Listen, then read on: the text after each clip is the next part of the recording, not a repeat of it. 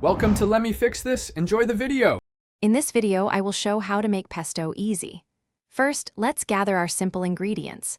You will need 2 cups of fresh basil leaves, 1/2 cup of grated Parmesan cheese, 1/3 cup of pine nuts, and 2 cloves of garlic.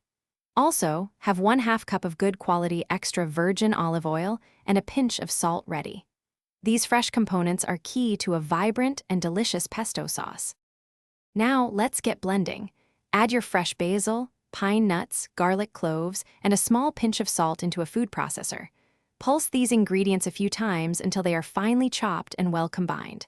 Then, with the processor running on low, slowly drizzle in the 1/2 cup of extra virgin olive oil. This gradual addition helps create a smooth, emulsified pesto.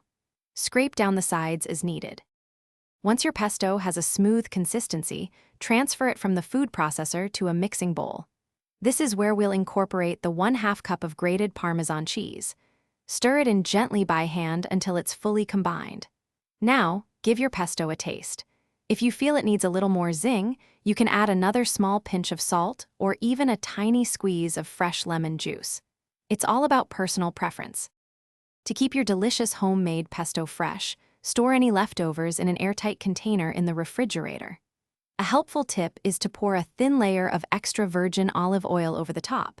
This prevents the basil from oxidizing and turning brown. It will stay fresh for about 5 to 7 days. For longer storage, you can freeze it in ice cube trays. Enjoy your versatile pesto with pasta, on sandwiches, or as a flavorful dip. Thanks for watching. If you found this helpful, don't forget to like and subscribe.